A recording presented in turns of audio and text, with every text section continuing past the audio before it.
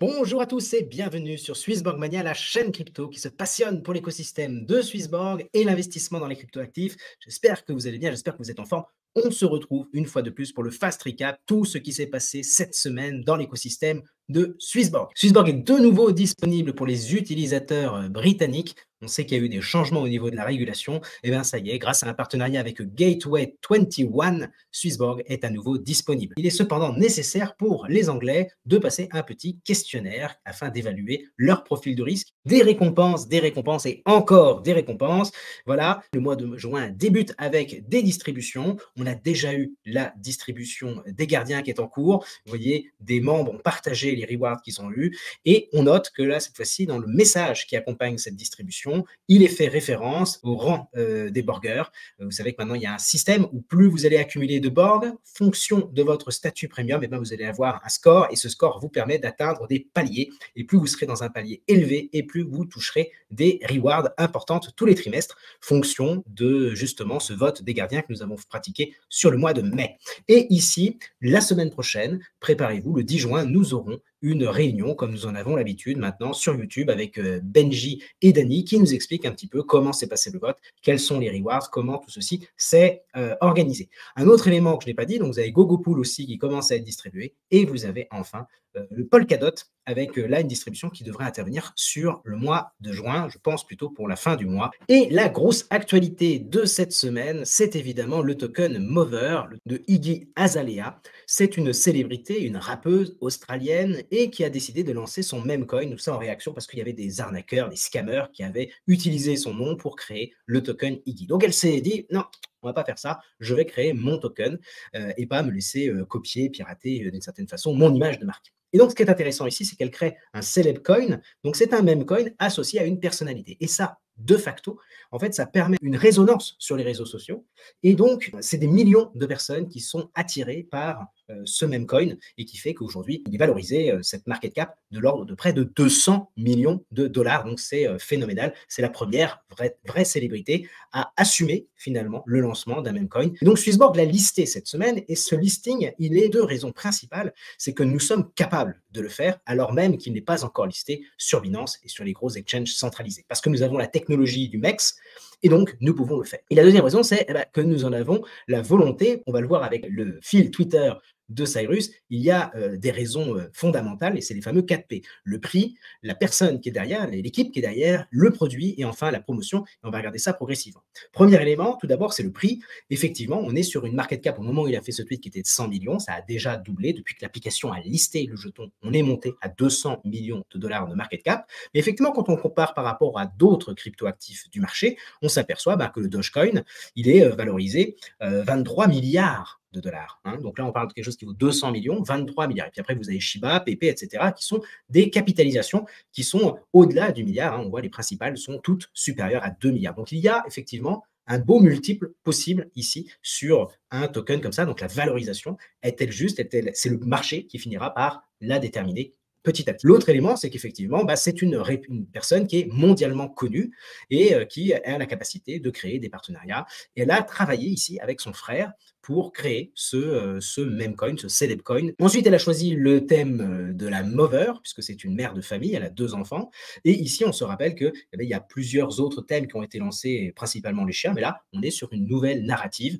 Et ici, on se souvient que nous avons voilà, cette tendance-là autour de ce token va essayer de capter finalement les femmes, les rappeurs et ceux qui sont attirés par finalement cet esprit des fesses, parce qu'en fait, elle, sa petite particularité sur les réseaux sociaux, c'est qu'elle chante en bougeant ses fesses. Voilà.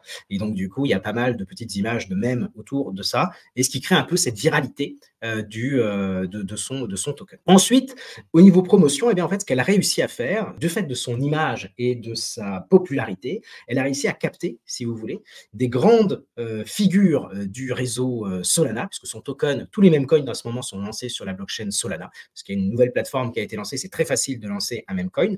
Et donc là, en fait, l'équipe de Mad Lads, qui est la plus grosse collection NFT sur Solana, a décidé de lui offrir un NFT comme celui que vous voyez là, qui devient maintenant son effigie. Et donc là, en fait, ça permet d'une certaine façon à la culture Solana de s'approprier le profil de Iggy et de son token. Et du coup, c'est un peu donnant-donnant. Iggy, eh ben, elle se trouve adoubée par la communauté Solana et Solana aussi gagne en visibilité sur le monde et l'extérieur. Et c'est un très bon moyen d'avoir finalement des vases communicants entre les différents écosystèmes Web 2 d'un côté et Web 3 Solana de l'autre. Ensuite, ben, nous sommes capables de le faire. Vous voyez ici la technologie mise en place avec le MEX. Donc, on part d'un jeton, peu importe lequel, et on va se retrouver en quelques secondes sur le jeton cible, alors même qu'ils sont peut-être pas du tout sur la même blockchain, alors même que parfois, ça va être fait avec des monnaies traditionnelles, des euros, des francs suisses. Et ça, vous voyez, on a ici un schéma de parcours qui a été fait entre le Dogecoin tout en haut, qui ensuite est passé par Binance, puis Bitfinex, et qui a fini sur Raydium pour être transformé en Mover. Et là, vous avez la transparence. Ça, c'est la force de Swissborg de passer de l'un à l'autre. Ensuite, on a le fait que bah, comme on passe ici par, vous voyez, la dernière étape, c'était Raydium, eh bien oui, on va apporter des échanges, de la liquidité, des volumes sur les échanges décentralisés. Et Swissborg, au moment du tweet de Cyrus, était déjà le 4e plus grand acteur on-chain avec le token Mover.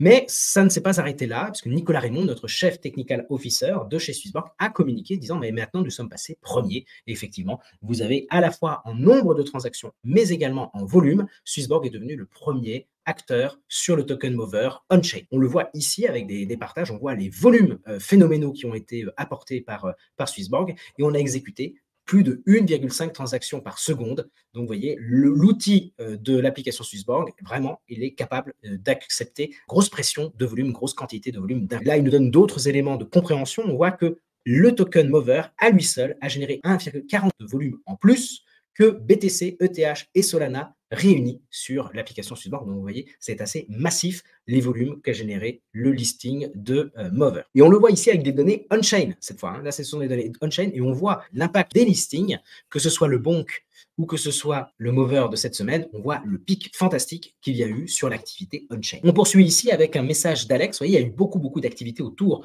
de ceci parce que c'est une vraie façon pour Swissborg de faire de la publicité et de se faire connaître comme étant un acteur qui va vraiment directement sur les échanges décentralisés. Et là, on a si vous zoomez sur la capture, vous verrez toutes les transactions que Alex a voulu nous partager. Donc, on a les horaires, on voit que ça va assez vite. Mais surtout, on voit qu'il y a des transactions qui sont faites depuis des euros, des francs suisses. Là, je vous ai fait le petit zoom sur la droite. Et là, c'est assez intéressant parce qu'on a cette compréhension, n'est-ce pas, que ce n'est pas simplement des acquisitions internes, mais il y a vraiment des gens qui ne vendent pas du Bitcoin pour entrer sur du Mover. Ils vont dépenser, utiliser des euros, des francs suisses en se disant, bah, il y a un coup à jouer et je vais aller dessus. Et dernièrement, ce que dit Cyrus, c'est que cette approche de ce token-là, il est plutôt fair dans le sens où il a été lancé de manière honnête, c'est-à-dire qu'il n'a pas privilégié telle ou telle catégorie d'investisseurs, il est lancé, puis à un moment donné, bah voilà, il a connu son existence. Et donc là, ça me permet de rebondir un petit peu sur Swissborg et Solana, et j'ai fait un fil Twitter là-dessus pour dire un petit peu, le listing de ce token Mover, il répond aussi à la volonté de Swissborg de petit à petit montrer son appartenance à l'écosystème Solana, et probablement que dans un avenir assez proche, on aura une reconnaissance de Swissborg comme à part entière faisant partie de l'écosystème Solana. Premier élément, nous avons vu que nous avons intégré plusieurs DEX Solana, on en a 4 en ce moment, à l'intérieur de notre outil, notre super moteur. Ensuite, nous avons migré notre token Borg sur la blockchain Solana, tout en conservant, toujours sur Ethereum, mais nous avons été un des premiers à utiliser la technologie de Wormhole pour pouvoir avoir un token multi-chain. Ensuite, nous avons la possibilité offerte d'utiliser les protocoles DeFi, c'est-à-dire que les volumes que nous générons dans l'appli, en fait, ils vont dans la finance décentralisée, ils génèrent de réelles transactions et font vivre d'autres sociétés crypto. On n'est pas juste à faire un silo, finalement, comme peuvent faire Kraken, Binance et compagnie. On participe, quand on passe ici, et là, ça génère des revenus et de l'activité sur les échanges décentralisés. Ensuite, on a également le passage par des pools de liquidités et le Borg, maintenant, s'intègre chez Camino Finance. Donc, vous voyez, on est de plus en plus imbriqués dans l'écosystème Solana. 5e élément, et bien évidemment, nous participons à la croissance de l'écosystème Solana en finançant des startups avec le nouveau programme qui est le BorgPad. Et donc, en fait, on voit que la boucle va se boucler parce qu'on va lister également des tokens Solana qu'on aura peut-être financés. Et puis des tokens aussi que nous utilisons dans cette infrastructure. On a listé le Jupiter, on a listé le W, de Wormhole, on a listé Camino sur lequel nous avons des pools, on a listé aussi Jito, ce qui est un peu le Lido de Solana, et puis on a listé aussi d'autres des tokens d'infrastructure, des DEX, etc. Donc vraiment, l'écosystème Solana se retrouve de plus en plus accessible au plus grand nombre via l'application. Et donc, je pense que dans un avenir très très proche, on va avoir l'écosystème Solana dans son ensemble qui va nous reconnaître. Et ça sera important pour la suite parce que ce qui compte, c'est de faire partie de la culture pour pouvoir exister dans le paysage et ainsi pouvoir convaincre monsieur, madame, les utilisateurs de Solana que nous sommes des contributeurs qui apportons une valeur supplémentaire et complémentaire et que nous ne sommes pas là pour tirer profit de la valeur d'un écosystème, mais vraiment construire avec eux. C'est le chemin que prend Swissbank et je trouve que ça va dans la bonne direction.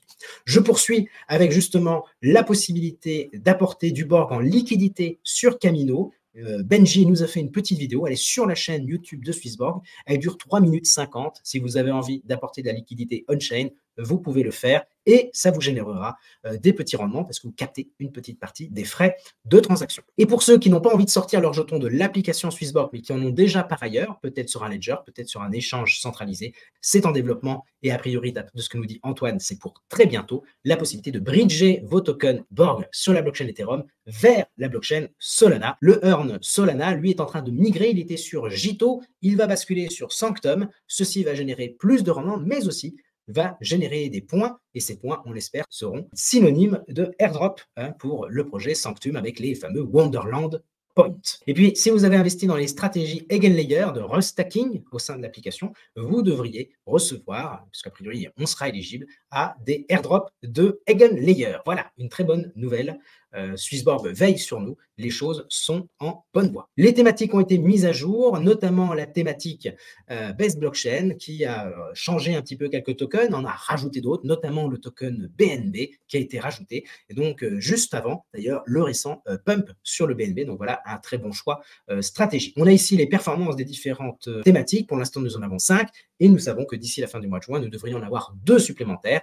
Donc, autant vous dire que ça charbonne et ça bosse très très bien en ce moment. Migrons sur le sujet Galactica Network.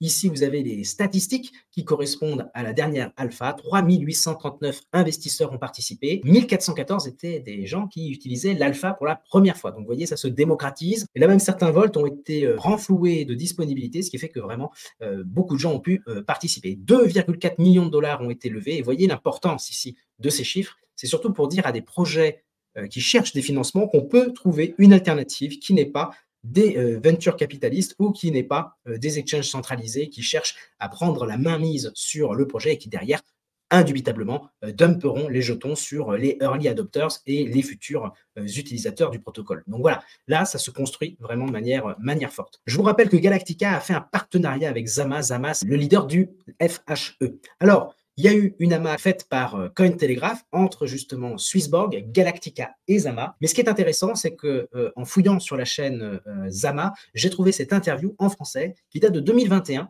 mais que vous voyez qui avait très très peu de vues. Et donc en fait ici, le fondateur de Zama nous explique ce qu'est la technologie, ce qu'elle apporte et en quoi c'est extrêmement puissant et qu'aujourd'hui, on peut espérer, alors lui il disait ça il y a 3 ans, il a vraiment le temps de développer un petit peu l'utilité, le fonctionnement de cette technologie. Donc je vous invite à la regarder, elle est vraiment passionnante. En 3 mots, si je devais expliquer ce qu'était la technologie FHE, eh bien c'est la possibilité d'envoyer une information cryptée. Donc ici on a une photo de chien, on la crypte.